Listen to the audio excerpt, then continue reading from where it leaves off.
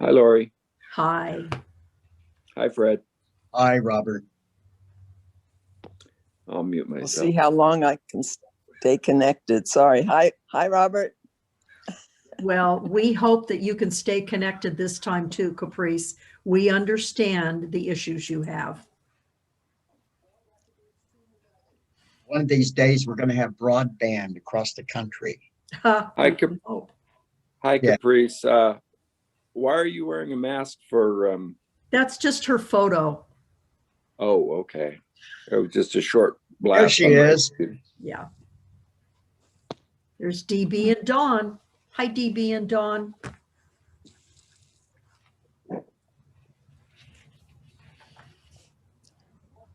I'm back.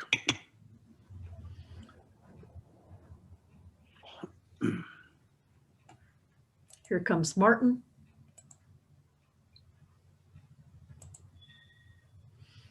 Martin's lucky 13. Hmm. Hi, Martin. Hello, Martin. Hi, everybody. Good to see you again. See you. DB, are you eating a cupcake? Yeah, I caught you eating a cupcake. Nobody's safe. You're supposed to, oh, it's a cookie. You're supposed to bring it for everybody. You can share it virtually. Yeah. How Hi, about Bobby. Hi, Bobby.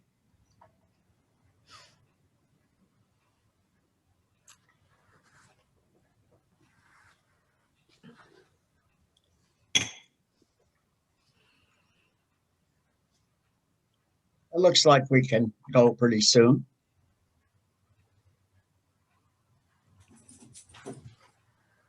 I'm good with that. Okay. Well, we want to welcome all of you back. We hope you had a good a break for the last 2 or 3 weeks. We've got lots of things to do in the next weeks, and we're going to unveil that today.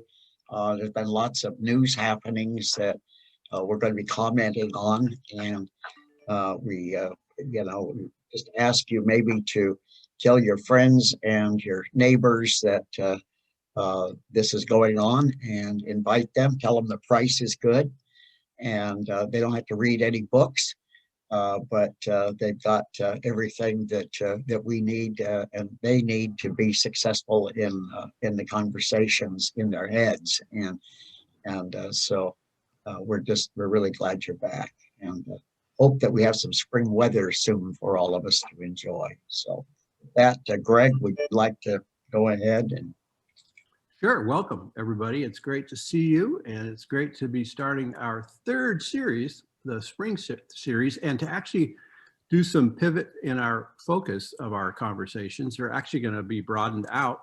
It'll include racism potentially as topic discussions, but it's going to be a broader discussion on our democracy, actually.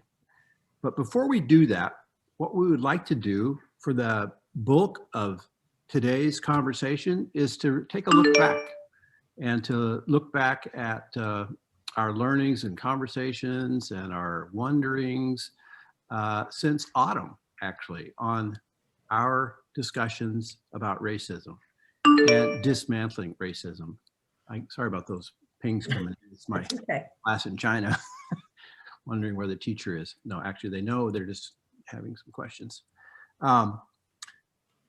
So what we want to do is to look back and give you some time to reflect on the autumn and the winter series. And what we want you to do is to take whatever time you need to really thoughtfully identify 3 things that you learned. And I'm going to put this in the chat box for you. And then in addition to 3 things you've learned, 2 things that you're still wondering about as it relates to racism and our discussions. And then the last thing is 1 action that you can commit to dismantle racism within your area of influence. So this is, if you haven't guessed it, it's a 3-2-1 exercise. 3 things that you learned over the autumn and winter series, 2 things that you're wondering about, and 1 action that you can take. to dismantle racism. Does that sound right? Sound clear? I'm gonna, boom, put it in the chat box. And I say take 5 to 10 minutes, but we'll, once you're done, if you could come back and just raise your thumbs up on your, or raise your, yeah, thumbs up like mine right there on my screen to show that you're done with your contemplative 3-2-1 exercise. And then what we'd like to do after everyone is done is that we'd like to hear from you. This is kind of a digital harvest. And we want to see what your thoughts are. And we're going to stay in the big group for our entire time today.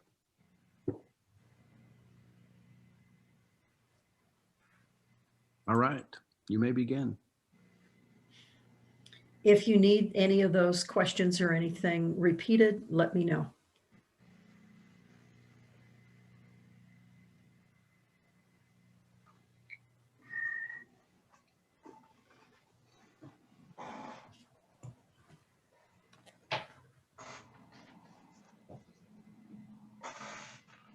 And if you, I think we've had pretty much but if you're relatively new to the conversations, then I would modify the exercise for you and would say, ask you to think about 3 things that you have learned about racism, 2 things you still are wondering about, and again, 1 action that you would really seriously consider doing to help dismantle or become an anti-racist. We all want to be anti, not non. Being a non-racist doesn't get us very far. Being an anti-racist moves the ball down the field.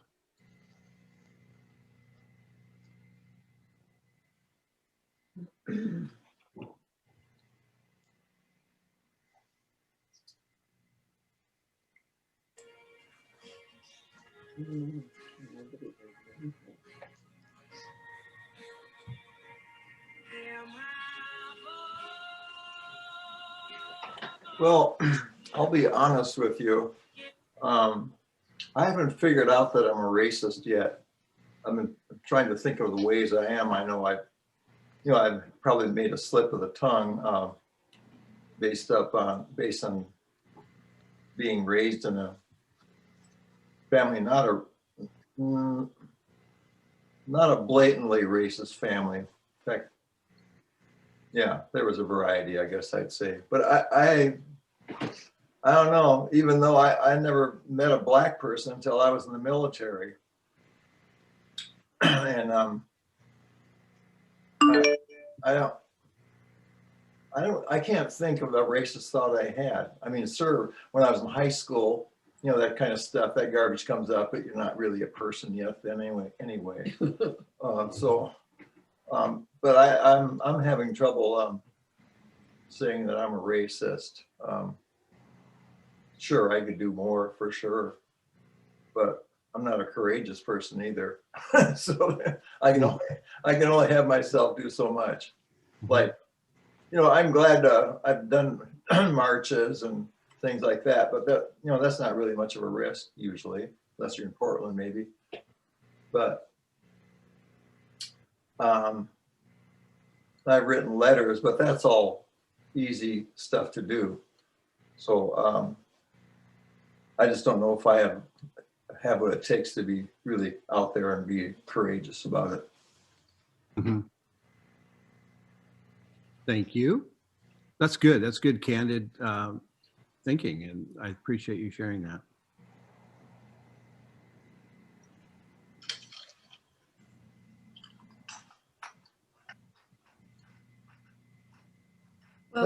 Well, One of the things that was good was the microaggression section, because it was divided up into microaggression, into micro assault, micro insult, and micro invalidation. You remember that? Yes. I do so many groups. This is this group, and it was nice to divide this microaggression into 3 parts, so that what's happening to me personally is I'm becoming more sensitive and aware of places that are racist that I would have let go by before. And one of the things is the micro assault, micro insult, micro invalidation. And by dividing that up, you can be even more sensitive when you're interacting and so forth. And then this doesn't have to do with so because I'm becoming more sensitive, not only with this group, but I'm doing some other groups. I'm also becoming more perceptive. For instance, I was listening to at our Presbytery level, they had a discussion with some women leaders of our church, national leaders. And a Korean woman explained about the movie Minari, about the Korean person who went to Oklahoma. And she pointed out something that I never would have thought about. She said, I haven't seen the movie yet, but when they went to Oklahoma and they're in school, the 6-year-old is confronted by a teenager who says, "Why is your face flat?" And he said, "It's not flat." That was the end of it. And she said, "It's because there was a Korean director." And so she just let it lay there and said to show the absurdity of the whole discussion in the first place.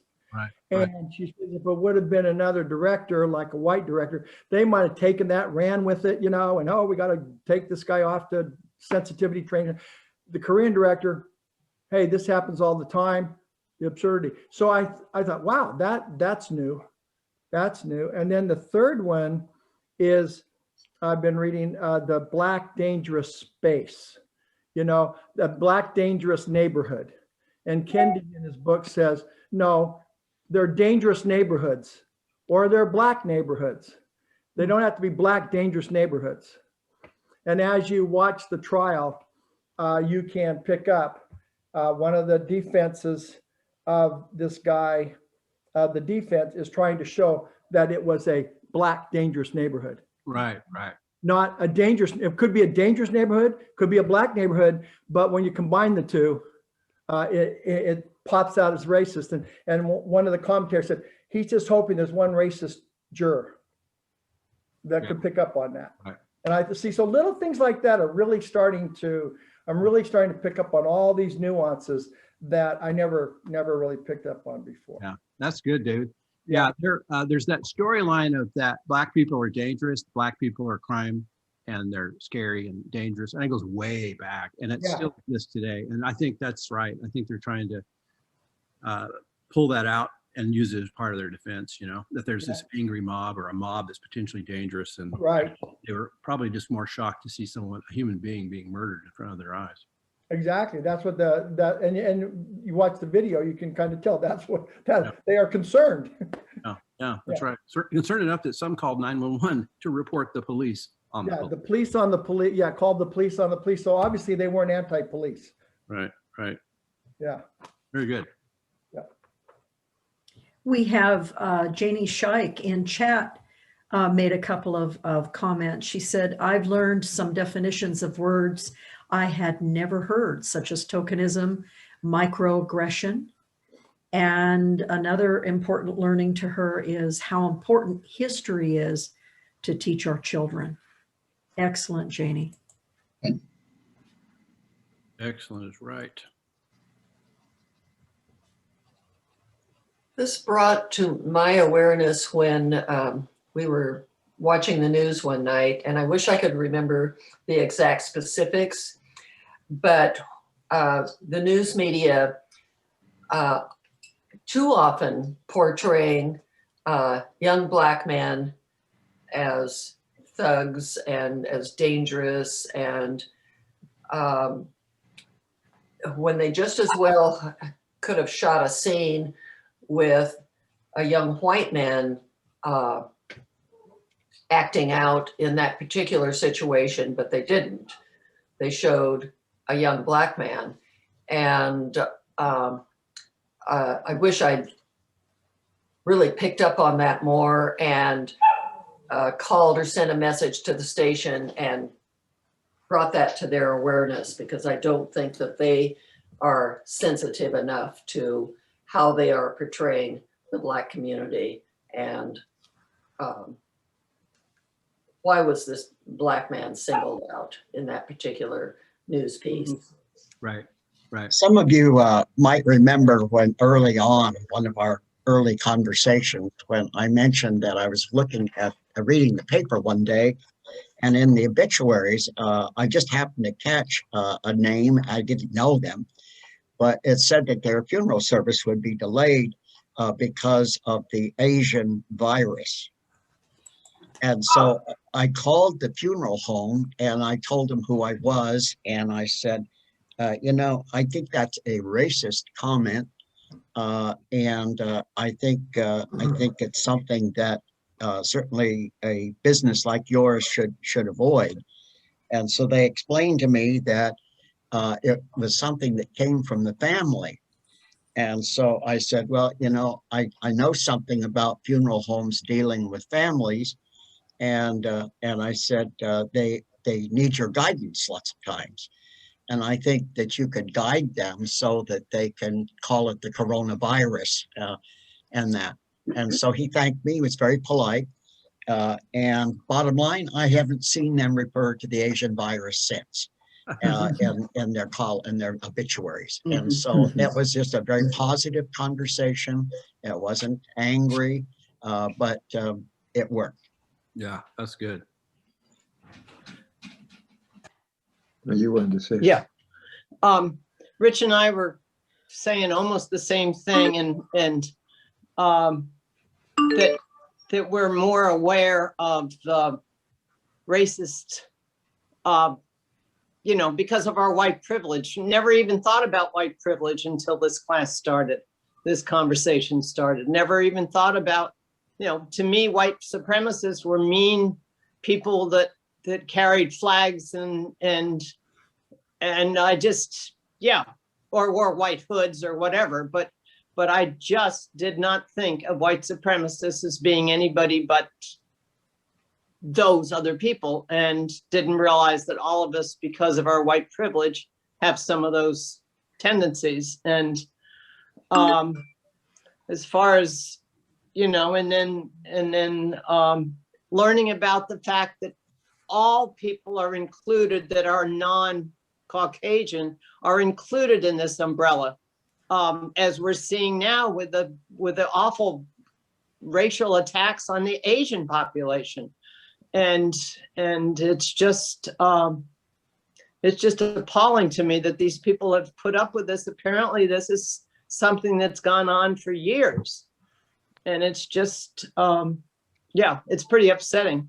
Yeah. The things I wonder about at our advanced ages, how much can we do, and what is our role in the fight against racism? And when we're in our 80s, we're certainly not going to be out there on the picket line. We can't go protesting and stuff like that anymore. I don't know. It's when I finished up the last book that we were reading, and White Supremacy and Me, and did the home study, I was in tears because I feel so void. I feel so inadequate to be able to help. Mhm. And yet I want to know, I want to learn. And that's why I'm here.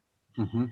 And then what action we can take to erase racism? Oh, tell me something new. I need to know. Because I don't think either of us have, you know, we don't have the answer. We wish we did.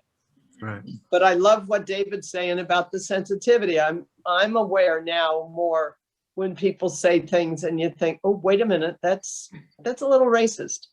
Yeah. Or big racist. I guess you're not little pregnant, you're pregnant. Exactly. That's what they say.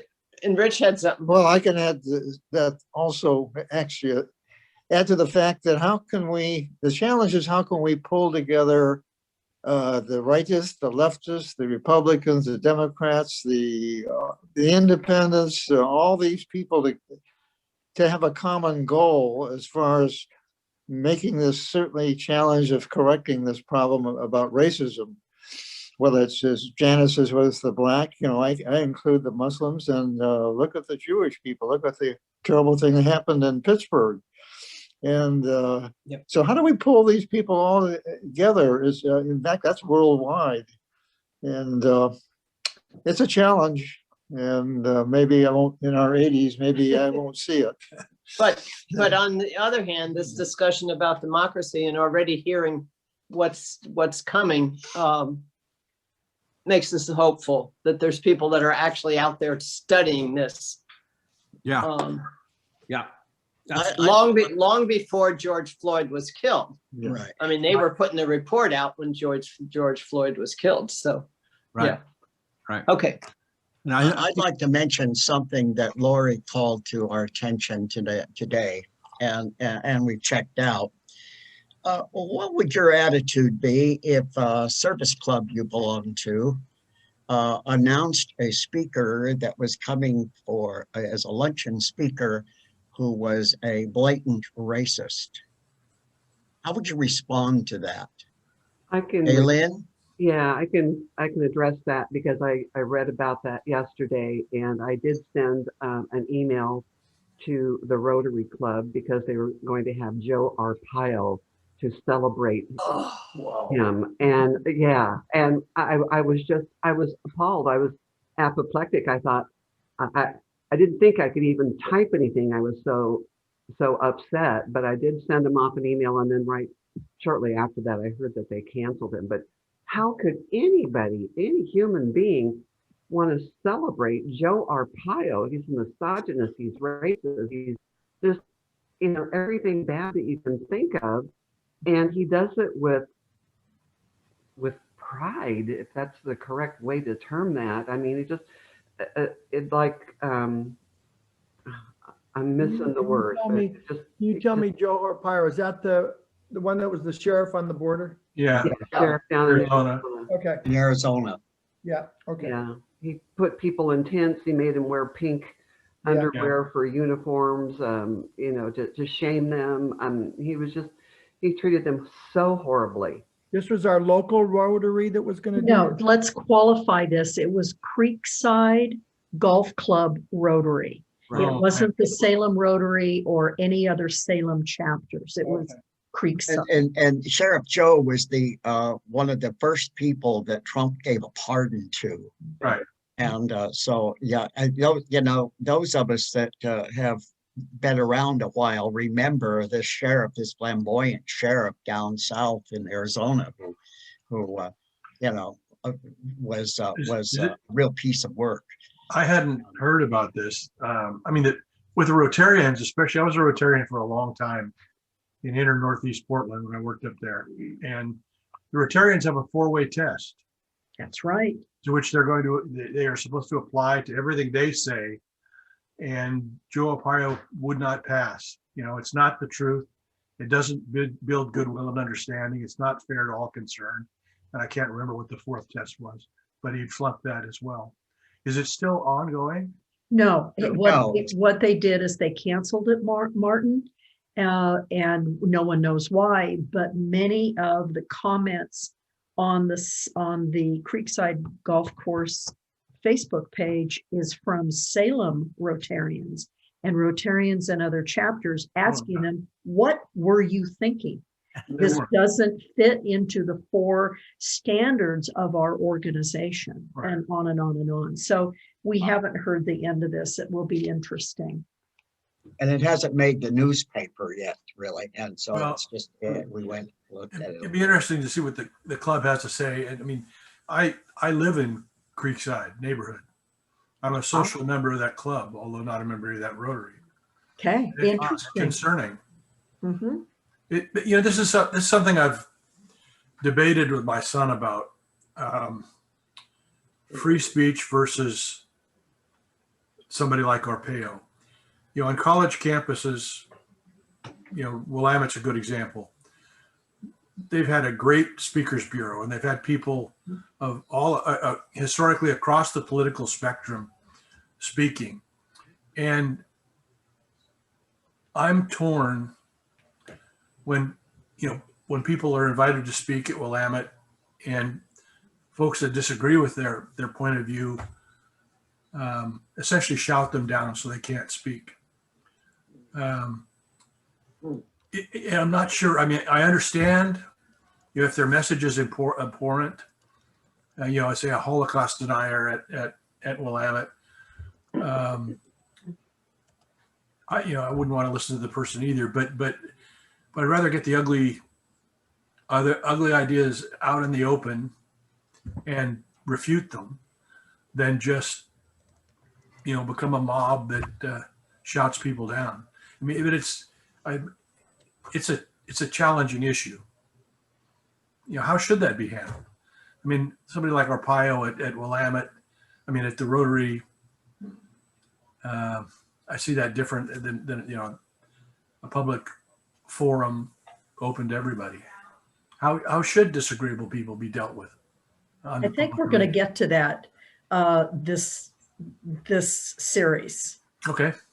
I think that's going to be one of our topic areas. Yeah. I heard something. My wife was reading the paper the other day. She said apparently there's some sort of bill in to require civics education in high school. That's right. Are one of you guys responsible for that? No. There's good stuff happening around the world, though. I mean, that's one.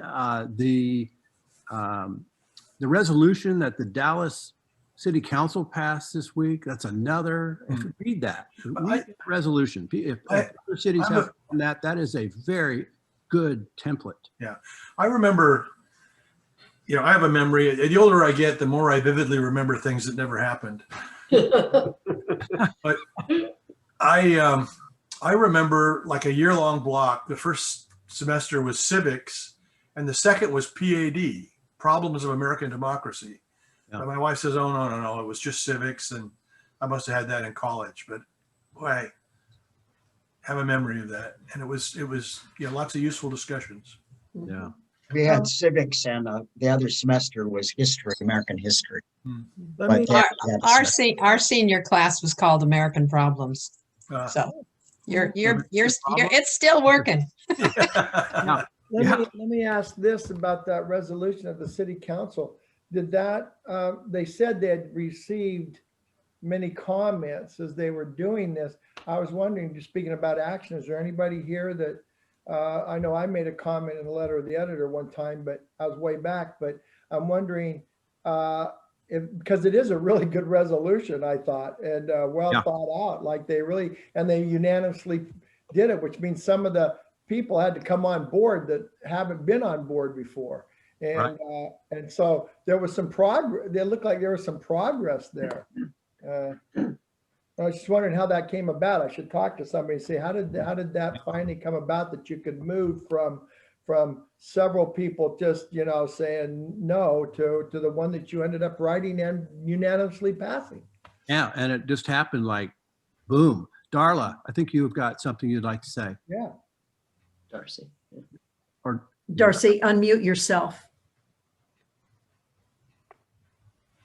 I think she was trying to speak. She is. Darcy. Unmute herself. Darcy, unmute. Darcy, unmute. And Darcy will talk about the power of the Dallas Justice Alliance on Facebook and social media. Okay. Yeah. Monday night, they passed it unanimously. There was not one single vote against it, which is amazing because of all the history of what's been going on the last couple of weeks with Tyrone, who is the pet store owner, and his family. And so I was glad to hear that they had passed it unanimously. So that's now in the city council minutes, and hopefully they'll abide by it. I mean, I'm just really hoping, because there's some still very right wingers, as I call them, still in the council that are I was shocked that it was a unanimous vote. So that's a good deal.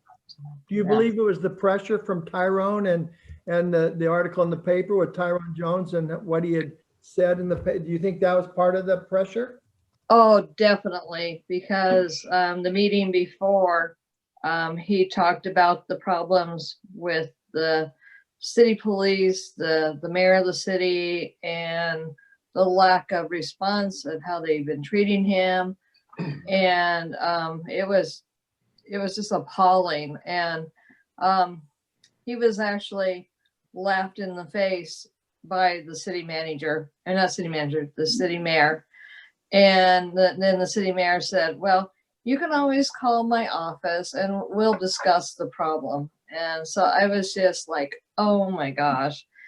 So I'm glad the city council did vote unanimously and to pass this resolution. So hopefully that will help. We just got a lot of work to do in this town to end the systemic problems and what's going on and the way the people are treated. It's just sad. Yeah. It really is.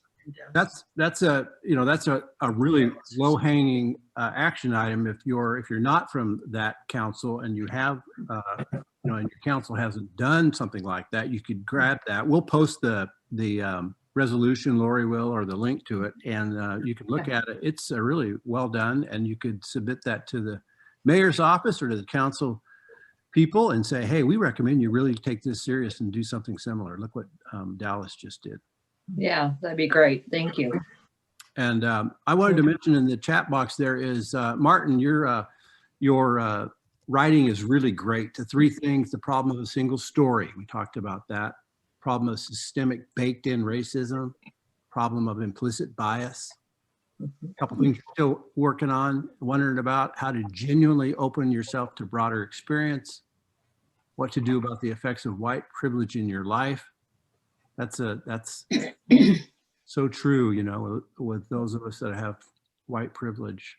And looks like one thing you will commit to is continue to think about these issues while looking for opportunities to make a difference, and do so when and should the opportunity arise. That's just so nicely written, powerful. And Jen, unless Martin, did you want to say anything else about? Okay, well done, sir.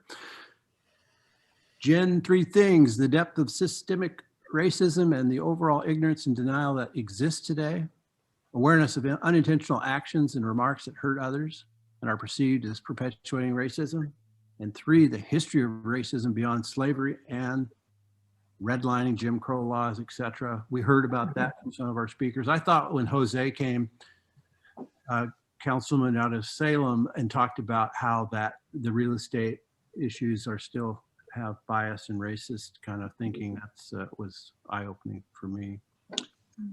Jen continues here, a couple things, still wondering about whether any meaningful shifts are happening or are sustainable, and how I can help while living in a community that is not very diverse. So one thing you're doing, buying from Black-owned businesses online, donating monthly to nonprofits who are fighting for racial justice, speaking up for what you're learning when given the opportunity. That's great. Thank you.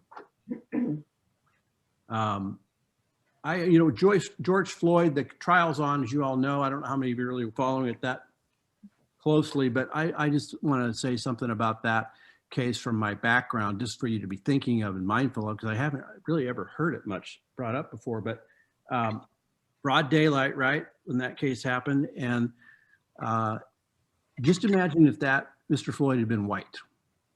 What if that had been Greg Williford? What if it had been Fred Hurd? What if it had been David Morelli in that car? And you went in and you passed a $20 bill, could have been counterfeit, but did you know it? To prove that crime, to have probable cause to arrest somebody for that, you need to have some, reasonable suspicion to investigate, and then to have the probable cause to arrest him. But what did they do in broad daylight? They approached him in his car with a gun. It's that mean, scary Black people. We're in a high crime neighborhood, low poverty. Okay, I get that. But if it had been a white person behind the wheel, would you have approached them with a gun in their face? So the police have this fear, it appears. And then the other part is, again, would they have arrested Fred? Would they have arrested me?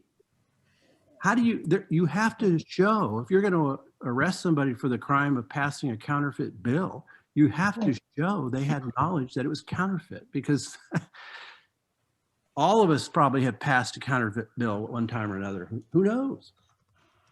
There was no investigation. They just They just.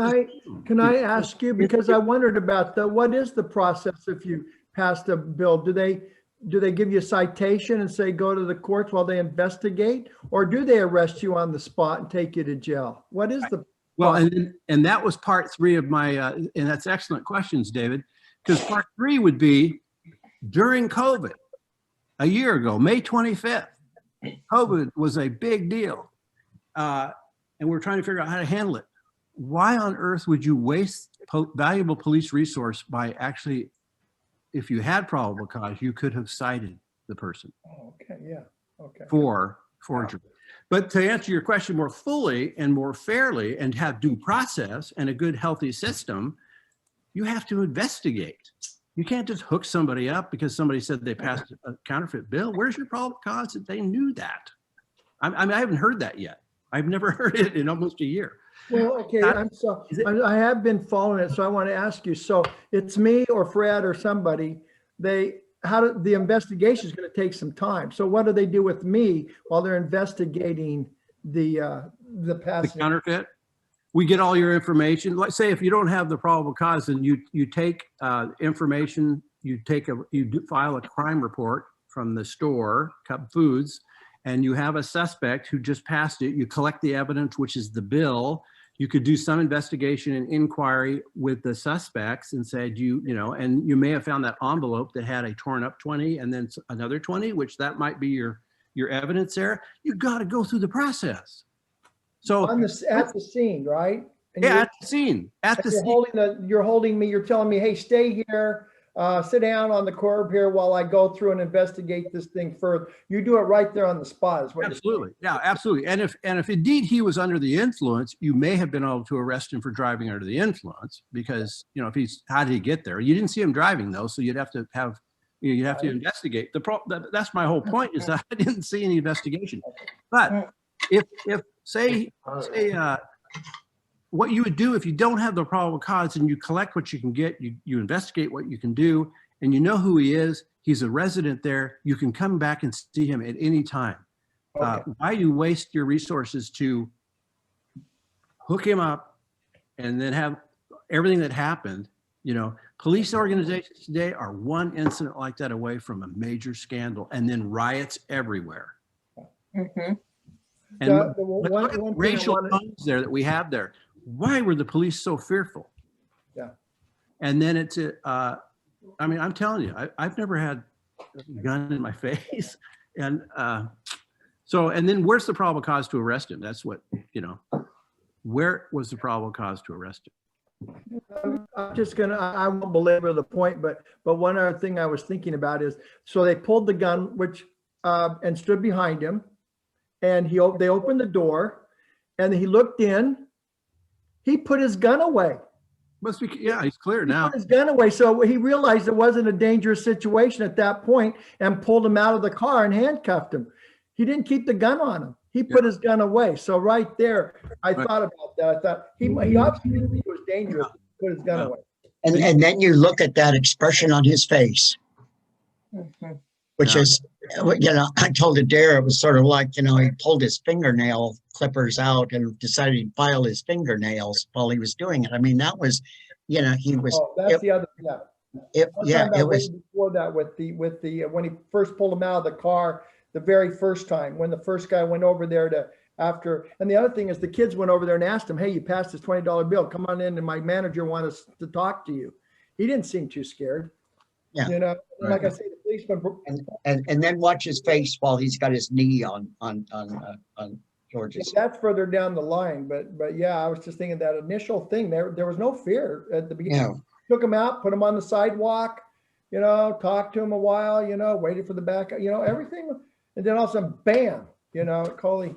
Yeah. Anyway, if I was a citizen there, I would rather have my police not be so eager to arrest people for those kind of crimes. I think they need to be, let's go after the violent crimes and those kind of things, and let's work with that community to figure out how we can resolve some of the issues and problems of why it's so depressed and why there's crime there and whatnot.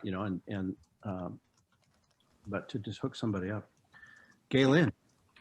What has really moved me, excuse me, about the George Floyd trial is the number of witnesses who expressed guilt and shame for not doing something, for not trying harder to save his life, to not try harder to, get the police off his neck and all that. And it breaks my heart that 9-year-old child, that 17-year-old child, carry this guilt. The clerk in the store, if I hadn't said anything, if I hadn't made the call, things would have been different. And everybody is bearing the guilt and the pain from this, except apparently the people who should, which is Derek Chauvin. But right. I mean, I don't know what's inside his heart. I wouldn't presume to guess, but it's just the effect that that's had on those people just, brought me to tears. I mean, it was bad enough having to see that, and then to feel so afraid and so impotent that you couldn't do anything about it. Because I've thought about that myself, what would I have said? What would I have done if I'd been a bystander there? I know I wouldn't have been silent, but, it hurts my heart. Yeah. I'm sorry, I'm interfering one more thing, and that is I was the chaplain, and if I go on a scene, I'm the one that stands there and tells the crowd to stay back so that the medic can do their job. So if I would have been to the defense, I would have said that one policeman was doing his job. He was telling everybody to stay back and let the person do his job. So there again, he didn't call for backup. It was not a violent crowd. He was just doing his job. Everybody stayed back on the sidewalk. This is what I would do if I was chaplain on the scene. Even though it was a different situation than a medic helping a person, you're sitting there watching a person die. But at the same time, there was no violent crowd ready to storm the guy. One person, the police in charge, kept the crowd back, and he didn't look concerned other than doing his job and stay back. Right. And yet, more than one witness indicated how upset and how frustrated they were because they did stay back, but they felt that they needed to do something and they couldn't, or they weren't able to. I understand that, but if I'm in I was thinking on Levens, there was a really bad accident, and I'm there, and they had to get the person out. It took them too long enough that some family members heard about it and got to the scene. Totally emotional. I had to keep them away. They wanted to storm that they want to knock me down to get to them. Anyway, and I understand it's different and you would love to have done something different, but I'm just trying to say it wasn't as dangerous situation, because that's the other thing they're trying to pull. Right. Yeah. Caprice mentioned in the conversation in the chat that from the series, she's learned how much she has yet to learn, and commit not to be silent. We talked about silence can be complicity, not violent, but not standing for a racist comment or action either. Robert. How common is it for someone to have 17 previous cases against them? Since you were in the kind of the business, I was wondering how common it is. But I talked to one of my neighbors. He's on the police force, but he's got desk duty now. And he said that this George Floyd thing was a really bad thing, but he kind of understands the blue line type thing. We protect our own. So how bad is it for somebody to have 17 cases that against somebody over the last few years? You talking about the officer? The officer? Yeah. Yeah. Internal affairs issues? Or yeah, he had 17 different issues filed against him in his career. Yeah. Yeah, that's a lot. That's unusual. That would be unusual. And every police agency should have what we call the early warning system that's built into the internal affairs professional standards operation. And so when you start seeing, anytime you start seeing a pattern, then you've got to go the next step and say, what's going on here? 17 way. I mean, I don't know if those were 17 totally different, not related, but I'll tell you where the root of probably that comes from, having that potential of a problem, is the labor union. Probably their labor contract is probably some way responsible. And I support unions, so don't get me wrong. I just think that in the police field, they have become in some places a significant factor of why things aren't changing. I just learned yesterday that I can't remember which city it was. I'm thinking it was in Missouri, where the labor union, they have a black union and they have a white union because they don't trust each other. Can you imagine that? Can you imagine that? And so, I mean, and to cut through that, I mean, it's culture, and it's labor unions have become a problem with. I mean, that's why things aren't changing. I mean, they just, and you hear a lot of rhetoric, but it hasn't changed. We are having the same conversation for years now. Same conversation for years now. And so we're hopeful that, this event, George Floyd, is not in vain, in that it stimulated conversations like what we've been doing since autumn. And we like what we see. Everybody's got their areas of learning and their areas of where they have some influence. So it's really good. I was a shop steward in welding industry, so I know the importance of unions, and I also understand the some of the people in the union kind of abuse it, and vice versa. You can't. There's got to be a happy medium somewhere in the middle there. Yeah. Well, yeah. See, with discipline and accountability, that's 17 times. I'd be interested to know exactly what all those were, but that's just that's. Well, great. if he's got 17 counts that actually went to that were put against him, how many more that weren't? Right. That didn't go to whatever that Right. process. Well, and if we didn't have technology that we have today, we wouldn't be on Zoom right now, but in the middle of a pandemic. And we also wouldn't have had the cell phone footage and the body cam footage that we have in that case. How do you think that case would have gone down? Think we'd be in trial today? No. He'd be another dead black man, criminal, felon, under the influence, medical conditions, who just, died in police custody. Which Yeah. raises another point, Greg. I mean, they were aware that they were being filmed. Chauvin was aware of it. Yeah, there's a culture. Why didn't that mitigate his behavior? The knowledge that he was doing it not only in broad daylight, but broad daylight in every sense of the word. Yes, yeah, every sense of the word. You're right. I think there's a culture in that organization, and that's why he's got 17. He's got an internal affairs file that's thick, and see something, say something. The other officers there were as complacent. Just that's just really problematic. But again, it's a culture. One of the standby people was an off-duty medic for fire department, and she said that she stood there for 3 minutes yelling at the guy to get off of him, and she saw fluids when she figured that he had passed away. Mhm. And he stayed on him for 3 minutes after that. Yeah. So I think that's the one where they officer, is it Chow, who was the kind of keeping people back, had told her, the off-duty firefighter, that if you're really with the fire department, you would know why you don't engage in this, why you shouldn't be trying to involve yourself in this.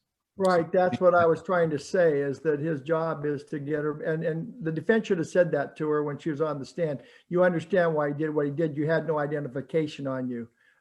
So, he didn't know. It could have been anybody. And the other thing is that fluid is actually condensation from the air conditioner. Oh. Yeah, it came out in the trial. Yeah. Okay. This is going to use that. All right. So what about, what are you still wondering about? Had some nice feedback about things we've learned, but what do we, what's one thing that you're still wondering about? Anybody want to comment on that part?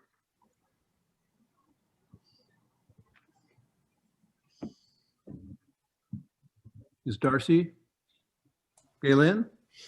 I'm just still wondering about, I guess, how to put action behind what I've learned. I mean, I've known, I've learned a lot more about racism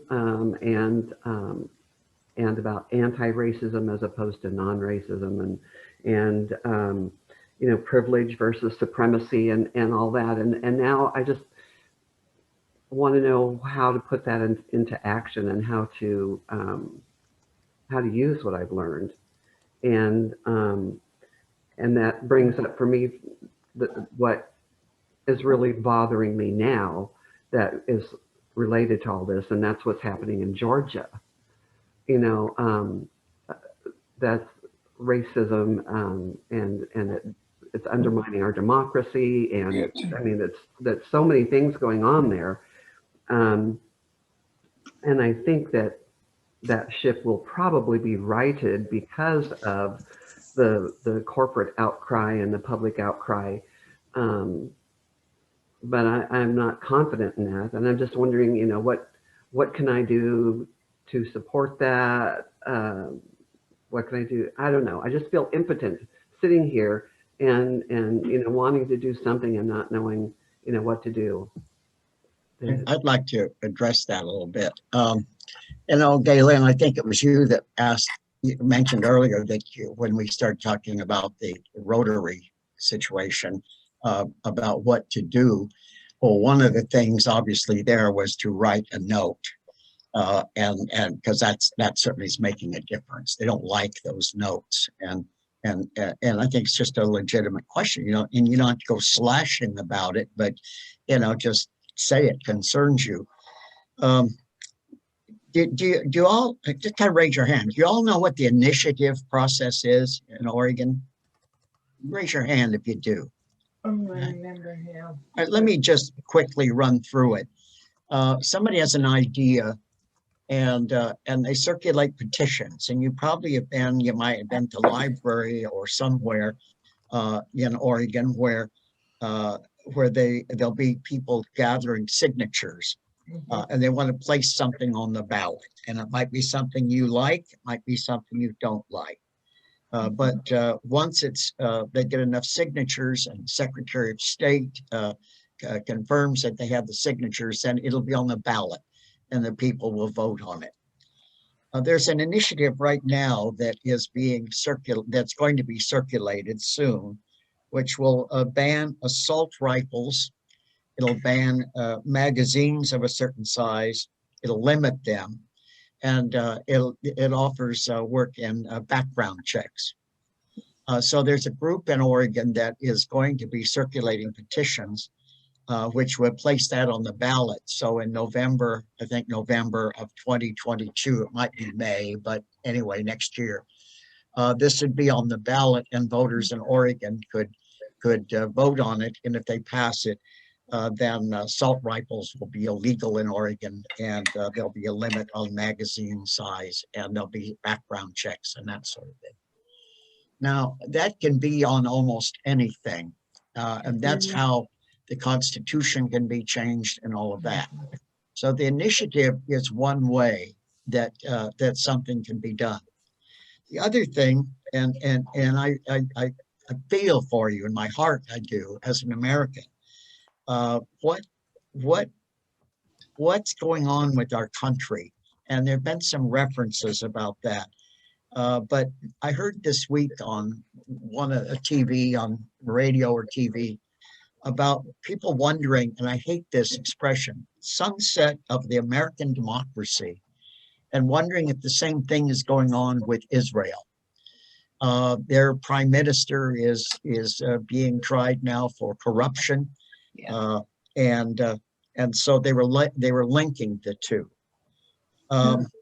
and you know, I never thought I would ever hear that, but that's being discussed, and so I think one of the things that has brought this about in this country is when we got rid of the equal time business on TV and radio.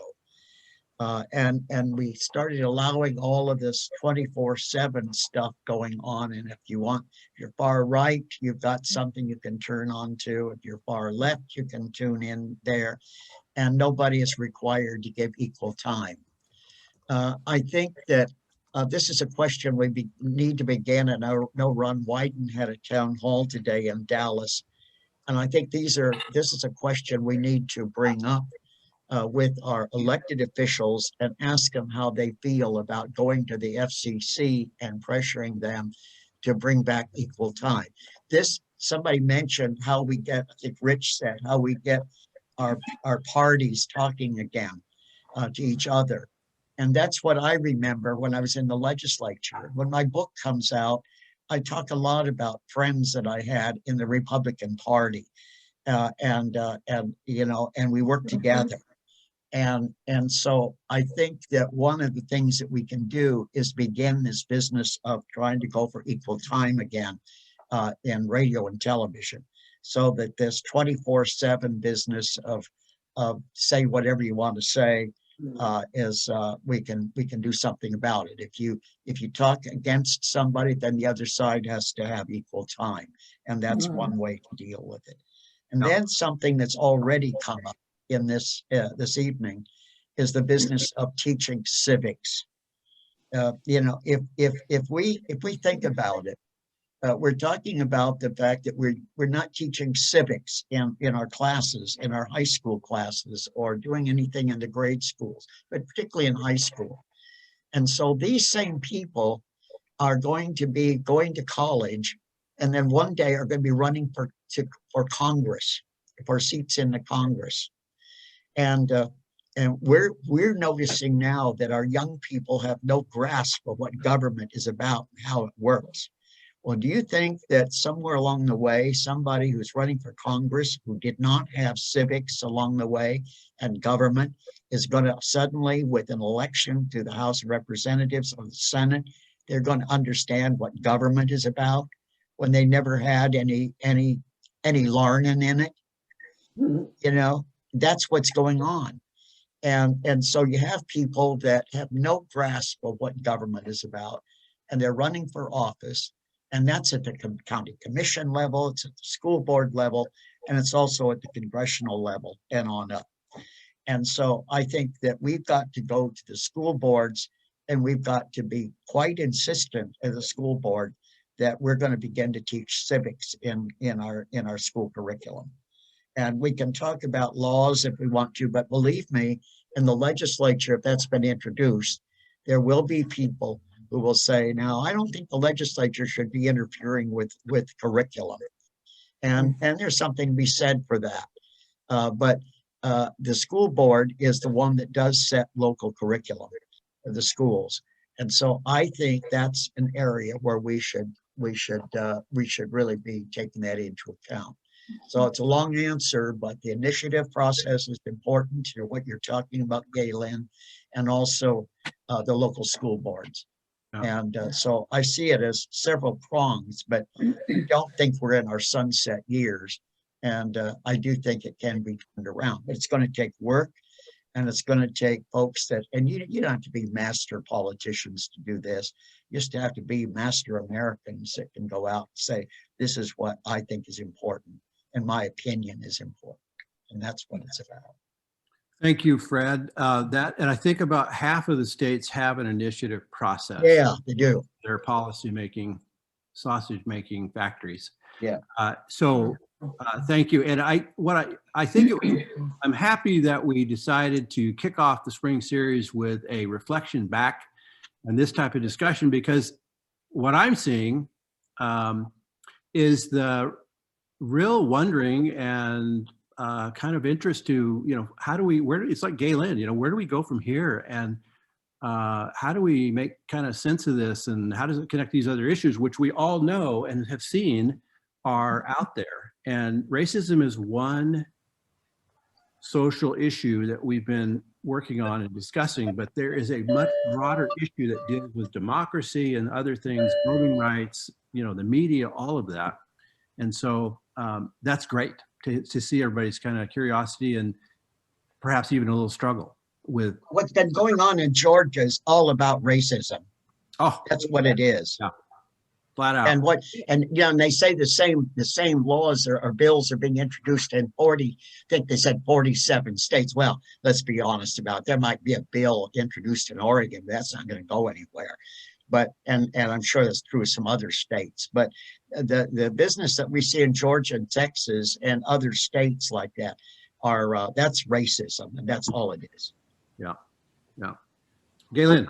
There's an important distinction I just read, is that the laws in Georgia were not based on, as they want to say, voter fraud. It was based on voter turnout.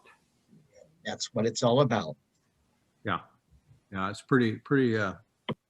My goodness, they might And vote not if we make it too convenient.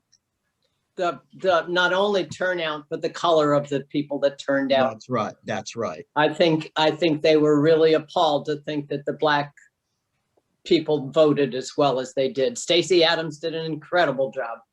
Well, and what they've got, she's certainly on the radar screen. They've certainly, I mean, my golly, this Black woman could be governor of Georgia. We don't want that. And so, it's, but that's what it is. It's a racist thing. And remember that white superiority, white supremacy in the form that we're talking about, which is not the people in hoods and torches, that's part of it, but white superiority, white privilege is about power. Racism is about power at its basic form.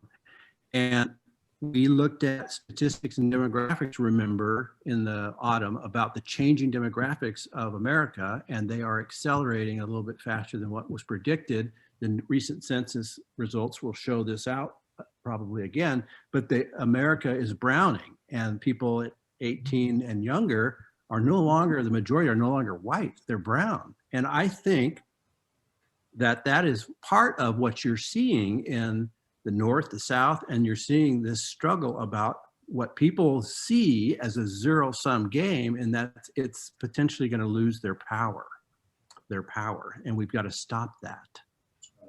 Robert. Part of the problem, I guess, in Georgia was that they were removing drop boxes from 40 down to 8. Yes. To diminish, and then they're making it so that nobody can bring them water. I understand the reason about the water supposedly is that they don't want people to talk to the people in line when they give them water, to try to push them over to their side or something. But that sounds like a poor excuse. But more the fact, why is there such a line that people need water? If you brought down if you've made it so hard to vote that there's a big line, that's the problem. It's not the water. Right. Isn't it already against the law to campaign along somebody waiting in line? I mean, don't you have to be so far away or a certain amount of feet away? So that's a terrible argument to say, well, they might hand them water and talk to them. Well, that is illegal. And if they talk to them, that's illegal. Get back. Am I right on that? Yeah, you're right. And there's another thing too. Don't forget this, that Oregon doesn't have lines. Why don't we have lines? Because we have mail-in balloting. Yeah, that's right. But even the post office, we had all kinds of post office box in Oregon taken away because that idiot. Never mind. Don't go there, Robert. Sorry. Adair, did you have something? Yeah, I did. I think one of the things that we can do is I think we got to get to the kids.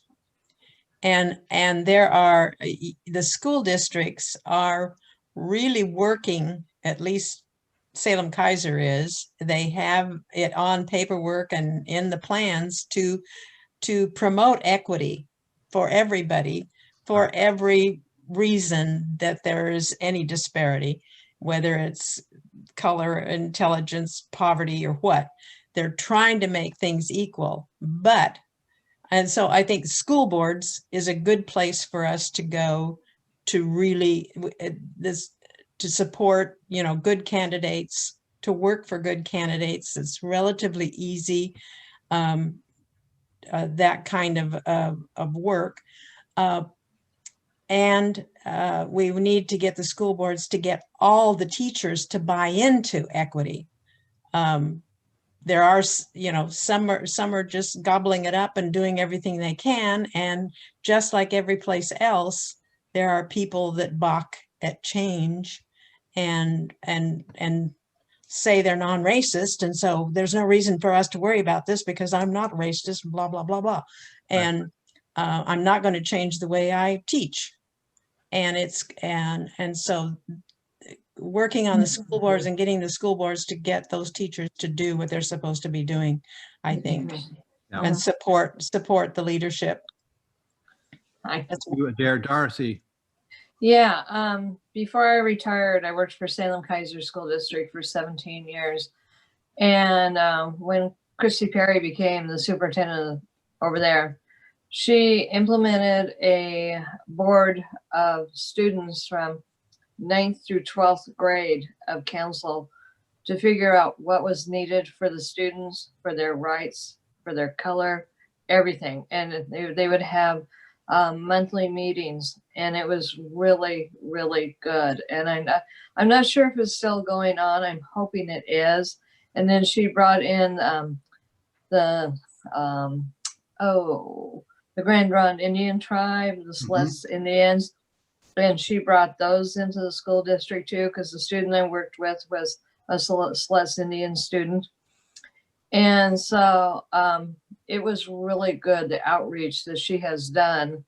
And then she had really good classes on racism and for all the aides. So we would, on our required days off, we'd have classes that were very informative, very helpful, and very inspiring. And I loved it. I mean, I was just like, wow, this is so fantastic.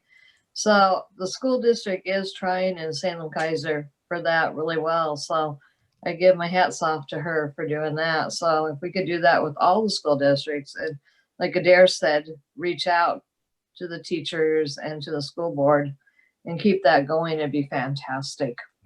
Thank you, Darcy. I think that's great. Caprice mentioned that she feels the work to do whatever is right will never run out of opportunities, which I think is really true.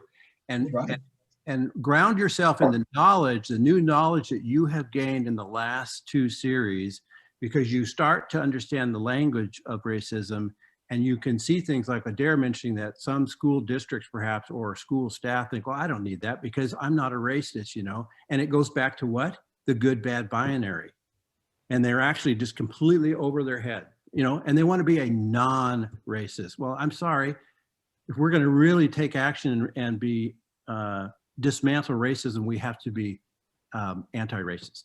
That means we change policy, we testify, we do things that are active. It's not just an attitude. If you just say I'm colorblind, I'm treated by the same, I'm not a racist, I'm a good guy, nothing happens. Nothing happens, right? Georgia, racism. Georgia, example of environmental microaggressions. Implicit, explicit, intentional, assaultive. It's directed at certain groups in the population, right? So we got work to do. That's certainly true. Lori, do you have something you want to post up? Sure. Can everybody see this? Yes. Okay. A list of internal things we can do and external things we can do. And I will put this in the summary, and basically internally, Greg, go ahead. Gosh, it's a lot of great stuff here. It's just a wonderful harvest. What can we do? Engage in an internal dialogue seeking to challenge the internalized racism that may be provoked, whether about our own racial identity or another's. Find relevant local organizations you could donate to, time or resources. Vote in every single election. Encourage progressive candidates to run for local office and then campaign and vote for them. This is how change is going to be accomplished. Once they're elected, keep them accountable. It is okay to be insistent. We're going to have Jose back.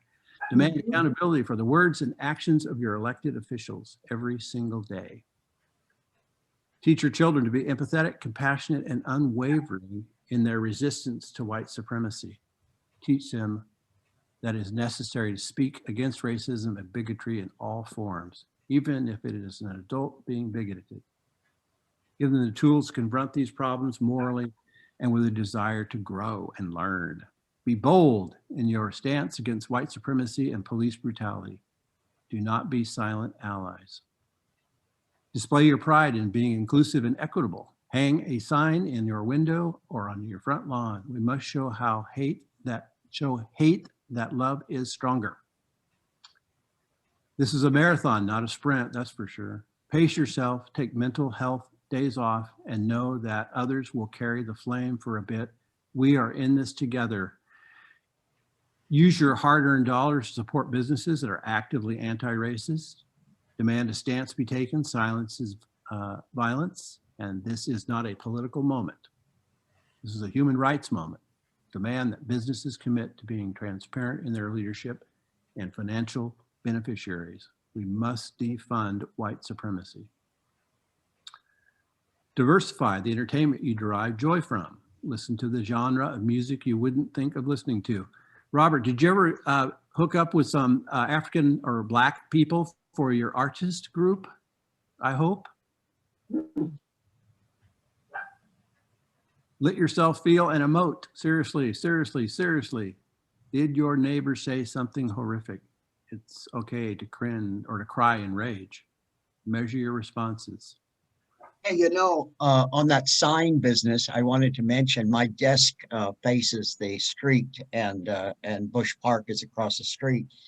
And we've had a sign for some months about Black Lives Matter, and you've all seen these signs. There's several variations of them. But I remember when we first put it up, and it's still I see people stopping, reading it, and then shaking their head yes. And these are neighbors that they're out walking because of the virus, and I don't know who they are, but they're shaking their head, and you can tell what their response is. And so, you know, you get your neighbors. It works. We're voting on a Hispanic artist right now, and Hispanic is 30%, where Black is 10%. So it might not be the for the Black, but it is brown. So it's IPOC generated. Agree. Lori, if you could scroll down a little further, I think externally, you're going to post this, right? We'll post our notes. Everybody got it. Nice work. Thank you. Thank you. I'm going to move us along here, though. As one of your co-facilitators, so I want to just tell you where I come from is 3 things I've learned is I have become much more confident in discussing this very sensitive and emotional subject. I'm not as fearful of saying something stupid or racist.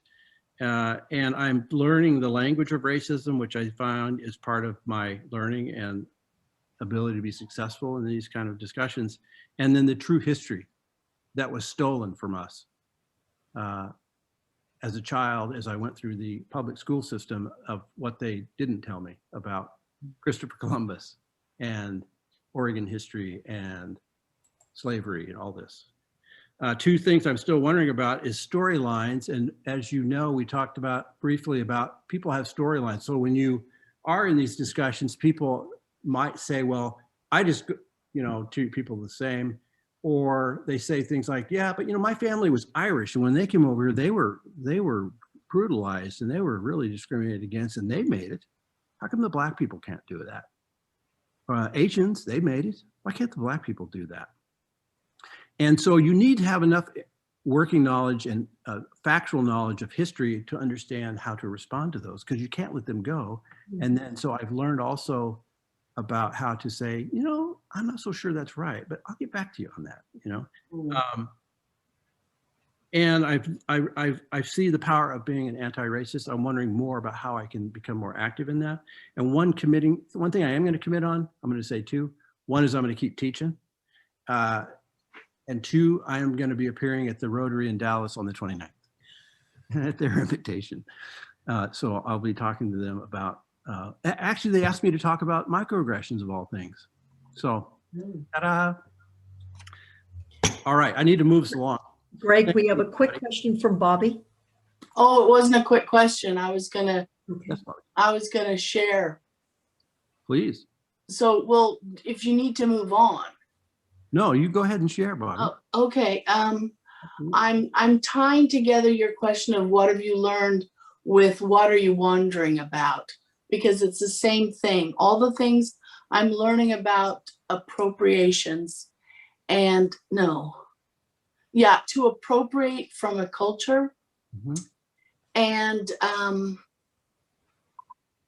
I just kept on like, well, what in my life do I do that, And I realized after a lot of really meditation is that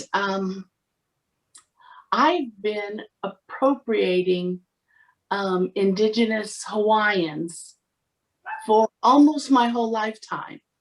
Wow. And I had to come to grips with that. And one of the things that I heard someone talk about with appropriation, she says the best way to explain it, this is from her view, she says, you take the fun, you leave the trauma.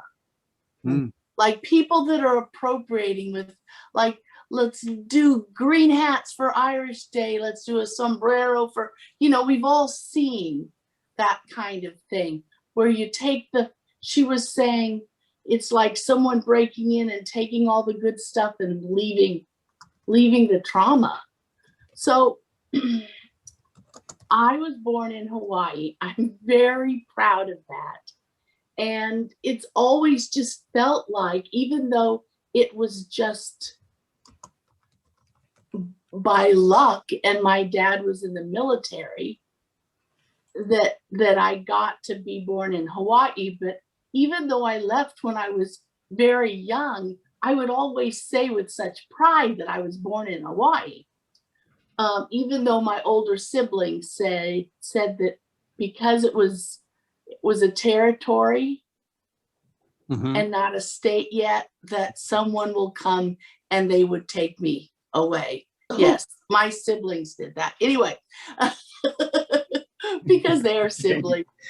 Anyway, so the part of appropriations is I started to really dig down to what it meant for my dad, a military person, to be on a military base in a town that had been that our country had taken the military over and stolen overthrew the royalty on the island and kind of took the island.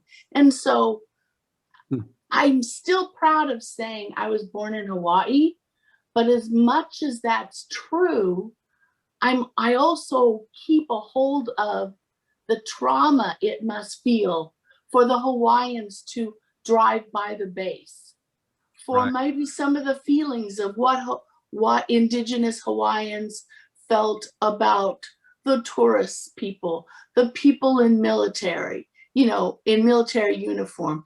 And so instead of holding to the ukulele and the lei and the fun and the dance and the aloha spirit, instead of just holding on to that, I also am trying to hold on to acknowledgement of the trauma and just putting those together.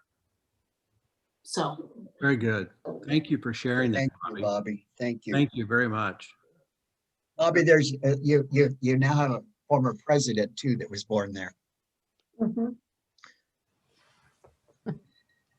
All right. Well, we have coming down toward the end of our time together, and I wanted to introduce the roadmap for the future.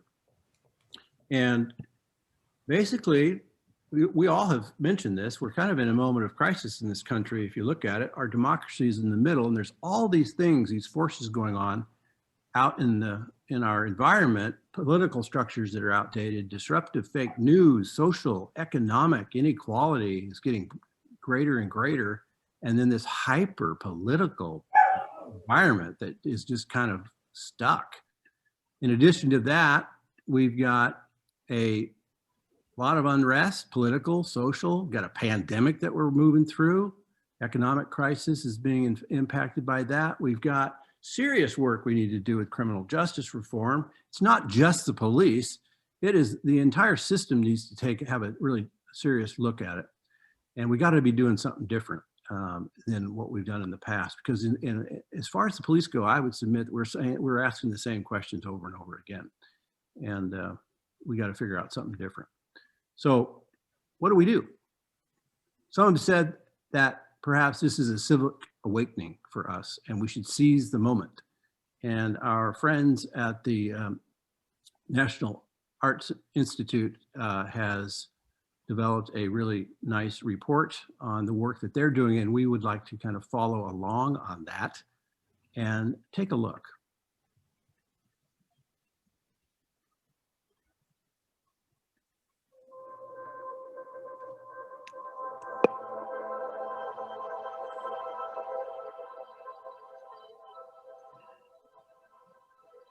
They are nonprofit, nonpartisan, been around forever.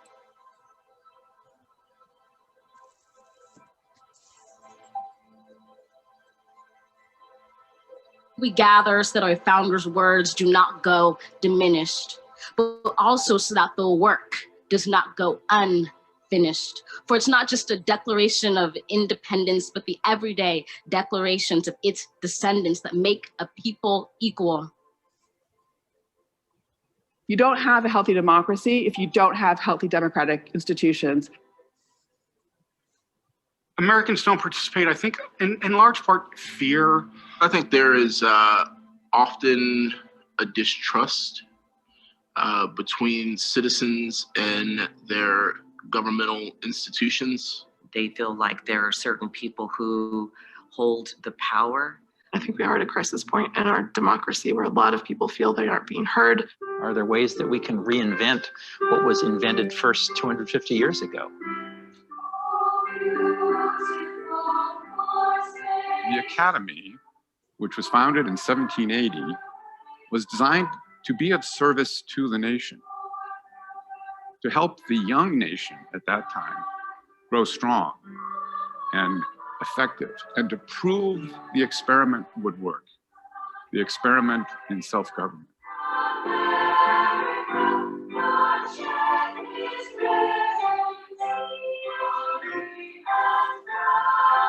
I think Americans don't participate in this democracy partially because they're not connected to their own sense of power and participation in our systems.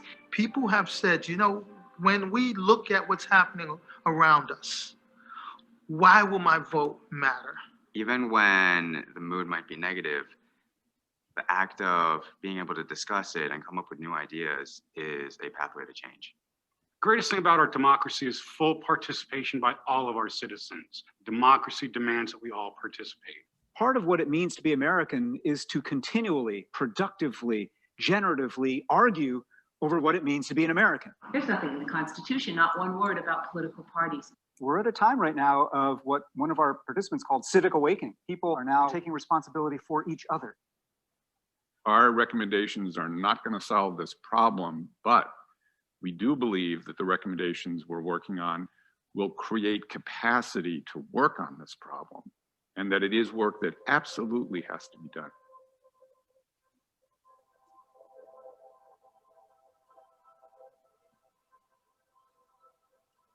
What our work is fundamentally about is rebuilding a supermajority of citizens across every generational cohort who have the skills and capacities to participate and feel empowered and effective in doing so. It all stems from just making the time to get to know others, realize what kind of barriers there are for some and be advocates for others. We can fix our neighborhoods, the places that we can see that immediate change that will help us to have a better, bigger picture. I'm making government better, and therefore I choose to stay engaged. Of course, what I want to do is get other people involved, because when we're all involved, we feel better about the government that we have. We just need to complete the work. And in order to do that, we need to participate. As hurtful and painful as the society may make us feel, that's how we can fix it. As we started to gather as a commission and work together, we discovered that we did truly all share a love of country, a deep, powerful, profound love of country. Our common purpose is to build a more perfect union. Our common purpose is to leave our communities better than when we found them. To create a better tomorrow for our children. To ensure that this experiment in democracy is a success. The idea of America is that we are always changing, we're always recognizing our failings and striving to be better. And that is the central idea of America that we need to recapture. Every day, we write the future together. We sign it together, we declare it, we share it, for this truth marches on inside each of us.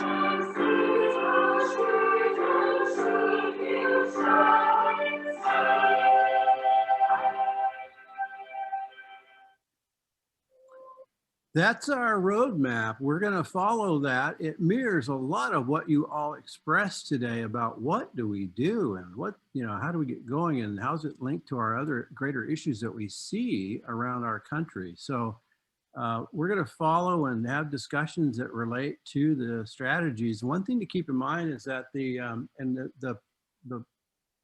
report is an easy read, and I would commend that to you to read and look at it. The goal for the Academy is to do this work and to make some measurable ground on it by the 250th anniversary of our country. That's in 2025. So well within, you can see that, you can look down the road and see that. So we want to do what we can to support that. As you look and read this report and look at the recommendations, you're going to see that we have already been working to add voices to respond, to create that capacity they mentioned in resolving these issues and problems. And so it's going to be, I think, a great conversation. And I'm really pleased with your input that you gave us today as we kick off the spring series. Thank you. Fred. Thanks. Well, thank you, everybody. That was a great discussion. Just really, really good.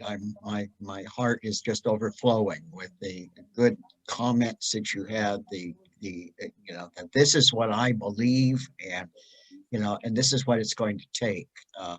We're going to have some fun with this, and we'll have resources that Lori will be posting, and I'm just wondering if some of these initiative campaigns come along. Would any of you be interested in joining me out there gathering signatures, standing by the library or something? Anybody want to do that? There you go. All right, good. Okay. And that's, that's how we begin. And, you might be thinking also what, how comfortable you would be like going to the school board. They have public discussion time. And, let them know what you think about teaching government in the schools. And that's what they're going to need to hear. This business with Dallas, with their resolution they passed the other day unanimously, that didn't just happen. And there might be some folks that voted for that maybe have some, maybe their fingers were crossed behind them, but they did it. And they're on record now. And so, that's what it's going to take. And 15 people can grow quickly. And be sure and tell your family and friends that you got someplace that you'd like to meet them next Thursday at 5 o'clock. And so let's do it. I'm not embarrassed when, as a priest, when I'm preaching and I talk about racism or some of these other issues, and invite people to come to conversations. And so as you're working out there, let folks know what you think. You're on the right side, so it's okay for them to know that. Yeah, Glad you're all here. Think back since we started, the great things that have happened. I mean, as worrisome as the future can look, and I sense that tension in our group, is to make sure you take care of yourself, remember to breathe, but there's reason to have real hope. There is. And I mean, the Dallas Initiative to me, that was just like, wow. Rose is up there. Thank you all. Thank you. Have a great rest of the week. See you next week. Be safe. Bye-bye.